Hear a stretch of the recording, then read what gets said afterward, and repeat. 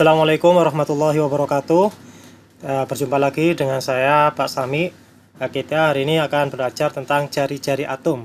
Mari belajar untuk mendapatkan kefahaman dan juga menjadi senang dengan pemahaman-pemahaman tersebut.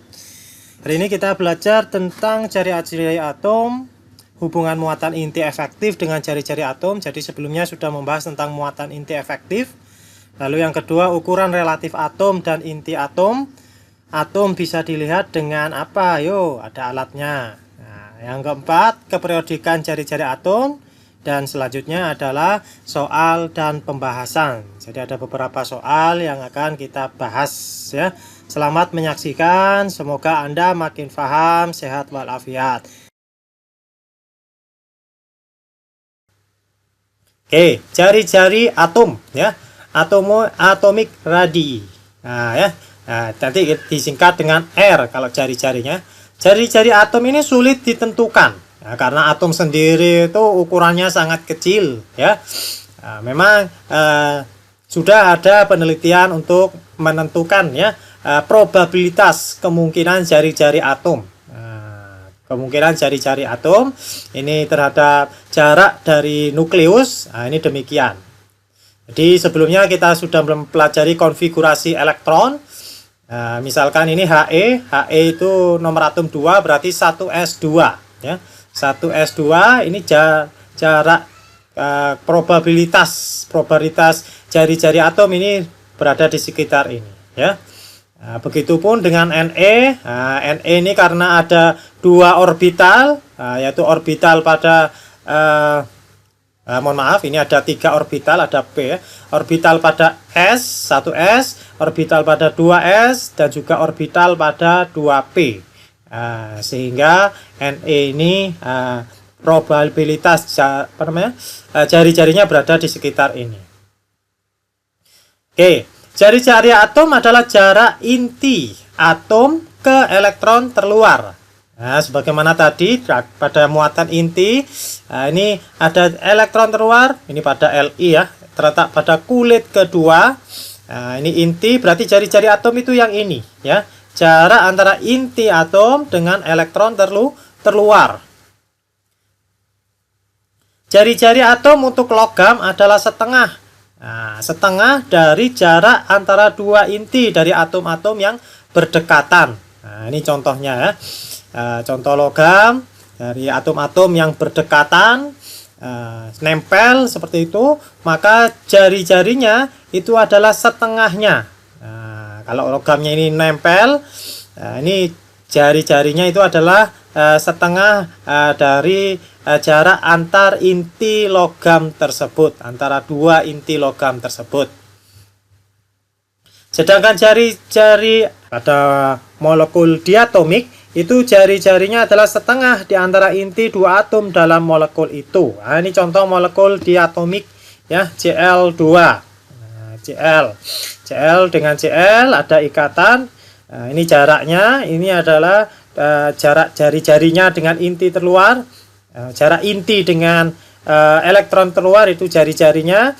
Maka untuk menghitung jari-jari atom yang diatomik ini, R-nya itu sama dengan setengah di antara dua inti dalam molekul tersebut. Nah, kalau ini ikatan van der Waals ya, ikatan van der Waals. Ini adalah ini juga ikatan van der Waals. Ini argon ya, argon. Dia hampir sama ya, setengah dari jarak antara dua inti. Secara periodik bahwa jari-jari atom ditentukan seberapa besar kekuatan elektron terluar diikat oleh inti. Nah, ini berhubungan dengan muatan inti efektif. Nah, nanti banyak yang berhubungan dengan muatan inti efektif ya. Muatan inti efektif yang lebih besar, nah, nanti muatan inti itu berkaitan dengan daya tarik inti terhadap elektron terluar ya. Jadi muatan inti efektif yang lebih besar akan lebih kuat mengikat elektron, sehingga semakin kecil jari-jari atomnya. Ini saya mempermudah Anda untuk mengetahui ukuran relatif atom dan inti atom. Umumnya atom Nah, tadi jari-jarinya itu jarak antara intinya dengan elektron terluar itu umumnya kisaran antara 10 pangkat min 10 meter atau dalam Armstrong ya. Sedangkan inti atom itu jari-jarinya itu 10 pangkat min 14. Nah, ini. Nah, mungkin Anda sulit membayangkan. Nah, bagi yang mudah membayangkan ya alhamdulillah ya. Nah, bagi yang sulit, untuk mempermudah ini secara matematis. Nah, ini misalkan ini saya kalikan atau saya bagi saja. Saya bagi dengan 10 pangkat min 14 semuanya. Kalau ini dibagi dengan 10 pangkat min 14 meter, berarti ini 1 meter. Nah, ya. 1 meter. Kalau ini dibagi 10 pangkat min 14 meter, ini jadi ini mohon maaf, ini kurang ya, 10.000 meter. Nah, ini seharusnya 10.000 meter. 10.000 meter itu sama dengan 10 kilometer. Nah, 10 kilometer ya. Ya, ketika dibagi 10 pangkat min 14. Kenapa Pak kok dibagi 10 pangkat min 14? Ini untuk mengetahui, membayangkan supaya kelihatan besar ya. Nah, contohnya ini. Nah, jadi ini ada inti atom. Kalau sudah saya bagi dengan 10 pangkat min 14 itu jadi 1 meter ya. Kalau diameter inti atomnya itu jadi 1 meter, lalu diameter atomnya sendiri ya, diameter atom itu menjadi 10 kilometer. Nah, ini sudah saya konversikan seperti ini ya. Kalau Anda kesulitan mengubah meter atau mengubah kilometer menjadi meter, ini saya sudah beri tabelnya ya. Kilometer ke meter itu 10 pangkat 3. Oke. Nah, ini contohnya, ini 1 meter ya, 0,07 cm.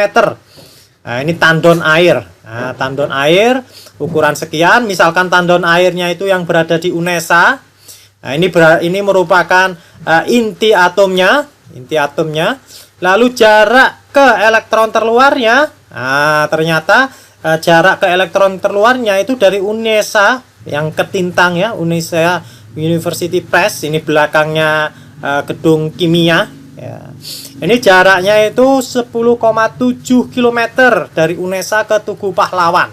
Ini kalau ditempuh dengan mobil ini 29 menit. Nah, kalau lancar, nah, seperti itu Pak. Nah, ini kelemahannya masih berbelok-belok ya. Nah, seharusnya ini jarak lurusnya ya. Nah, kalau jarak lurusnya ini bisa lebih dari Tugu Pahlawan, mungkin sampai dengan makamnya Sunan Ampel. Nah, seperti itu ya.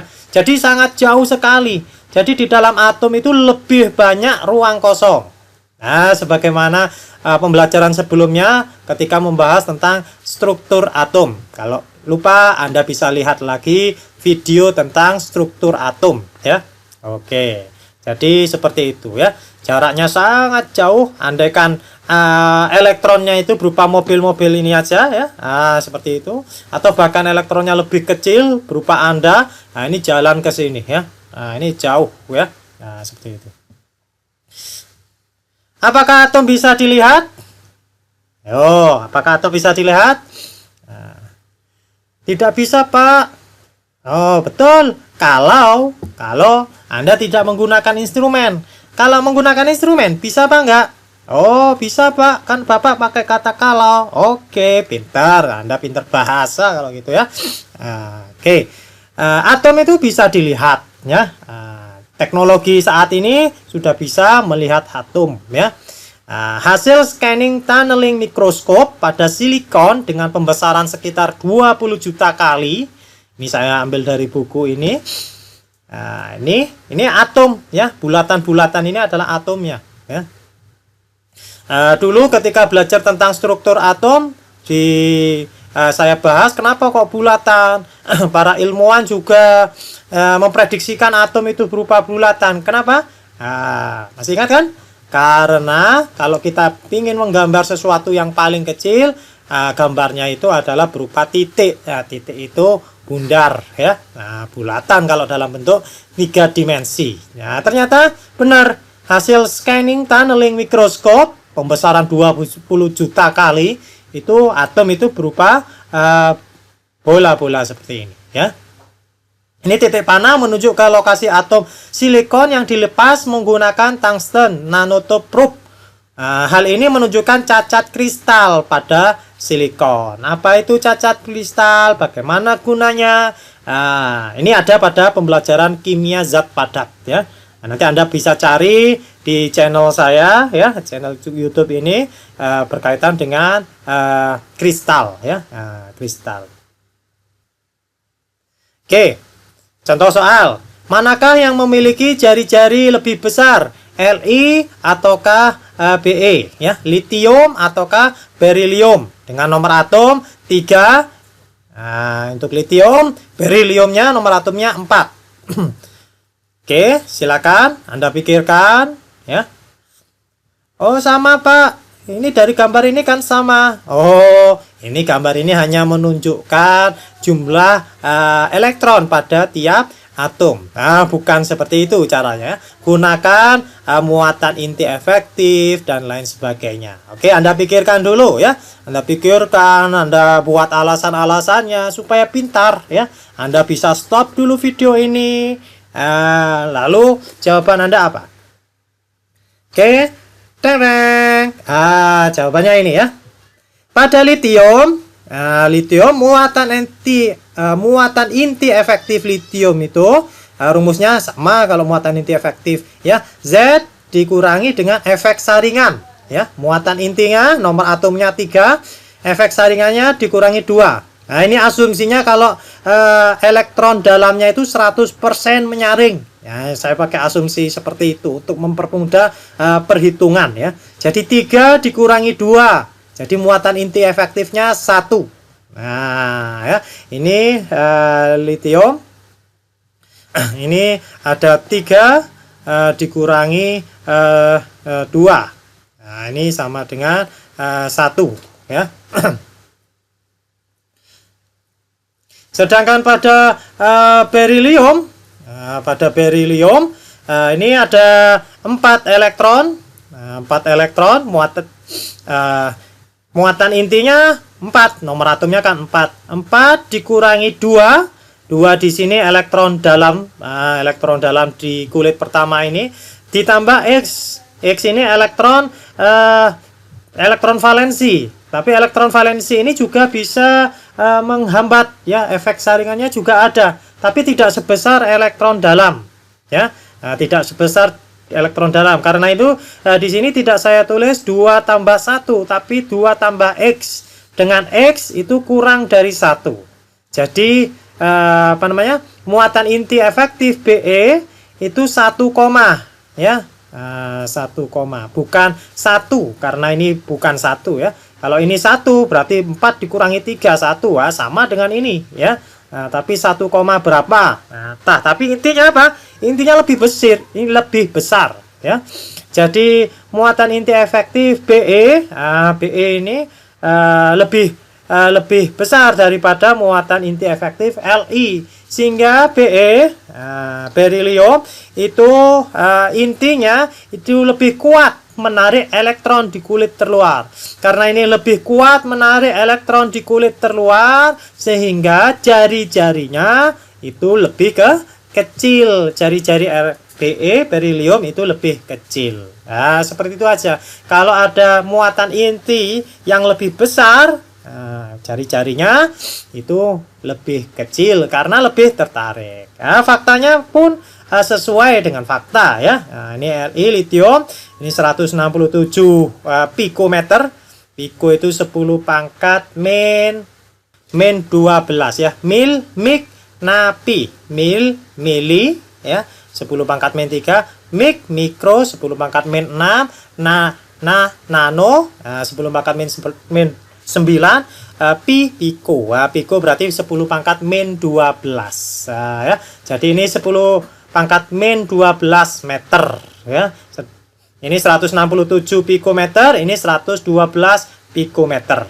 Jadi litium lebih besar ya. Ini adalah jari-jari dari unsur-unsur yang ada ya. Sesuai dengan kecenderungan, bahwa kecenderungannya dari atas ke bawah. Nah, dari atas ke bawah, jari-jari atomnya itu bertambah.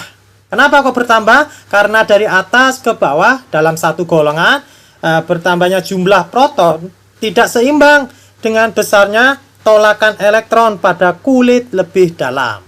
Nah, seperti itu ya. Sehingga makin banyak kulit atom, makin kecil muatan inti efektifnya. Nah, sebagaimana tadi hafalan tentang muatan inti efektif, muatan inti efektif itu makin besar kalau dari bawah ke atas. Berarti kebalikannya, dari atas ke bawah dalam satu golongan, muatan inti efektifnya makin kecil. Muatan inti efektifnya makin kecil, berarti tolakannya juga makin kecil. Jari-jarinya makin besar. Nah, seperti itu. Dari kanan ke bawah, dari kanan ke kiri ya. Dari kanan ke kiri dalam satu periode jari-jari atom bertambah. Nah, seiring berkurangnya muatan inti efektif, karena jumlah protonnya berkurang ya. Dari kanan ke kiri dalam satu periode jumlah proton berkurang, namun jumlah kulitnya tetap karena berada pada periode yang sama. Sehingga muatan inti efektif berkurang dan akibatnya jari-jari atom makin besar. Oke ya. Jadi jari-jari atom makin besar. Cara menghafalnya dari kanan ke kiri dan dari atas ke bawah. Contoh soal ya. Dengan menggunakan tabel periodik, susunlah atom-atom C, karbon, nitrogen, P, dan Si sesuai dengan kenaikan jari-jari atomnya. Oke, karena soalnya menggunakan tabel periodik, Anda boleh buka tabel periodik. Nah, tadi sudah saya beri cara menghafalkannya ya. Nah, jawabannya adalah urutan bertambahnya jari-jari atom adalah sebagai berikut ya. Yang paling kecil N, lalu C, lalu P, dan Si. Jadi jari-jari terbesar adalah silikon ya. Nah, kenapa? Nah, tadi menggunakan hafalan yang sudah saya berikan. Jari-jari atom dari kanan ke kiri makin besar, dari atas ke bawah juga makin besar. Berarti dari kanan ke kiri, berarti yang paling kecil NiN ya, nitrogen. Lalu karbon. Nah, setelah karbon ini ada dua ini. Yang paling yang paling kecil tentu P. P dulu baru Si. Oke, ini buktinya jari-jarinya makin kecil. Nah, ini saya sudah cocokkan dengan data ini dalam pikometer ya. Dalam pikometer. Ini kalau menggunakan hafalan ini, tapi kalau diminta menjelaskan tentu nggak bisa. Kalau Anda diminta menjelaskan karena dari kanan ke kiri dan dari atas ke bawah makin besar, maka jari-jari atom adalah sebagai berikut urutan makin besarnya. Nah, Anda bisa demikian. Kalau Anda disuruh menjelaskan pakai ini ya, muatan inti efektif ya. Muatan inti efektif, Anda tentukan golongannya, periodenya, seperti itu. Contohnya seperti apa? Ya, N ini periode berapa? N 5 ini 1S2, 2S2, 2S2, lalu 2P1. Nah, berarti ini 1S2, 2S2, nah, cukup ya, 1S2, 2S2 dan seterusnya. Nah, seperti itu. Itu lalu gunakan ya dari menggunakan muatan inti efektif ya. Dari bawah ke atas, dari bawah ke atas makin besar, dari kiri ke kanan juga makin besar. Pada periode yang sama, N ini muatan inti efektifnya ini paling besar dibandingkan dengan C. Nah, sehingga dia lebih ditarik oleh inti, jari-jarinya lebih kecil. Nah, dalam satu periode, jadi N ini jari-jarinya lebih kecil ya daripada karbon. Sedangkan dalam satu golongan, ini kulitnya ini lebih besar ya, kulit di golongan yang lebih di bawah ini periodenya beda ya.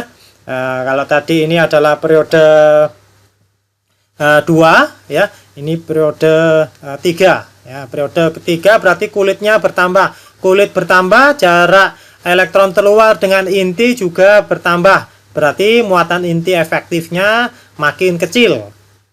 Sehingga tolakan elektronnya makin besar ya. Tolakan elektronnya makin besar, jari-jarinya pun makin besar. Nah, dari sini dapat disimpulkan kalau ini sama ya, menggunakan tadi perbandingan unsur-unsur dalam satu periode antara P dengan Si tadi itu. Sehingga dapat disimpulkan ini ya, N jari-jarinya lebih kecil daripada karbon, daripada fosfor, daripada silikon. Nah, urutannya demikian. Oke, latihan soal lagi ya. Jika jari-jari atom unsur litium, natrium, kalium, Be, berilium, boron secara acak dalam pikometer adalah sebagai berikut. Nah, ini sudah diketahui datanya secara acak ya. Tinggal Anda tentukan jari-jari atom dari masing-masing unsur berikut. Oh, Anda meramalkan. Ini meramalkan jari-jari atom. Oke, saya ingatkan lagi pengisian mulai dari tingkat energi yang paling rendah. Kalau Anda lupa, Anda bisa lihat lagi video saya tentang struktur atom, konfigurasi elektron, golongan dan periode. Nah, itu saya jadikan satu ya. Di sana sudah saya bahas secara insya Allah jelas ya. Saya bahas tentang secara jelas. Kalau kurang jelas, Anda bisa lihat lagi, atau kalau kurang jelas lagi, Anda bisa baca dari buku ya, seperti itu. Atau Anda boleh beri di komennya, Pak kurang jelas, tolong buatkan video yang lebih jelas, misal ya. Mudah-mudahan umur saya panjang dan bisa lebih bermanfaat. Oke, kita lanjutkan. Jadi cara pertama itu tentukan dulu konfigurasi elektronnya. Nah, susunan-susunan elektron di dalam kulit-kulit, subkulit, orbital ataupun spinnya. Nah, ini tentukan ya konfigurasi elektronnya. Oke, 3Li. Nah, tinggal Anda tentukan ini 3Li. Begitupun dengan natrium ya. Natrium, ingat jumlahnya ini harus sama dengan 11. Ya, 11 ini menunjukkan nomor proton, nomor atom maksudnya, jumlah proton. Jumlah proton sama dengan jumlah elektron untuk atom netral ya. 19K ini Anda. Kalau ini susunannya sudah benar dan jumlahnya juga benar, berarti konfigurasinya benar ya. Lalu Be demikian, B demikian ya. Letak dalam sistem periodik unsur ya. Pada video sebelumnya ini sudah dijelaskan tentang penentuan golongan dan periode. Penentuan golongan dari periode. Contoh ini golongan dan periode berapa? Oke, ini saya anggap Anda sudah kerjakan dulu ya. Kalau Anda belum mengerjakan, Anda stop video ini, Anda kerjakan dulu ya. Lalu Anda lihat penjelasan ini supaya latihan ya. Latihan. Salah Pak? Nggak apa-apa salah. Benar Pak? Alhamdulillah ya. Anda tidak akan tahu salah kalau Anda belum pernah mencoba ya. Oke, letak dalam sistem periodik unsur. Kita buat tabel periodik unsur yang sederhana ya. Karena di sini golongannya ini golongan berapa? Ini golongan 1A. Periodenya periode 2. Ini golongan 1A juga, periodenya periode 3. Ini golongan 1A juga ya, periodenya periode 4. Ini golongan 2A ya, periodenya 2. Ini golongan 1. Maaf, di sini ada S dan P, berarti ini dijumlah 1 tambah 2, 3A, periodenya periode 2. Nah, kita letakkan di sini. Oke, jadilah seperti ini. Teng teng. Oke, ya. Setelah jadi seperti ini, kita ingatkan lagi ya. Ingatkan lagi hafalan kita yang sudah saya buat tadi ya. Dari kanan ke kiri, jari-jarinya makin besar. Dari atas ke bawah, jari-jarinya juga makin besar. Jadi yang paling kecil siapa? Nah, B ya. Seperti itu ya. Jadi B-nya kita letakkan paling kanan ya. B dilanjutkan dengan Be, lalu litium, natrium, Seperti itu ya, dan K. Nah, dari sini tinggal kita urutkan dengan yang ada di sini. Oh, ini yang paling besar angka ini, Pak. Oke. Nah, berarti K itu jari-jarinya paling besar dan seterusnya ya. Kita urutkan sesuai dengan yang ada di sini. Ketemulah yang seperti ini ya, cocok ya. Ini namanya menggunakan logika lalu disesuaikan dengan fakta ya, dicocokkan dengan fakta. Cocok berarti teorinya benar ya. Kalau nggak cocok, teorinya salah atau Anda salah ngerjakan. Nah,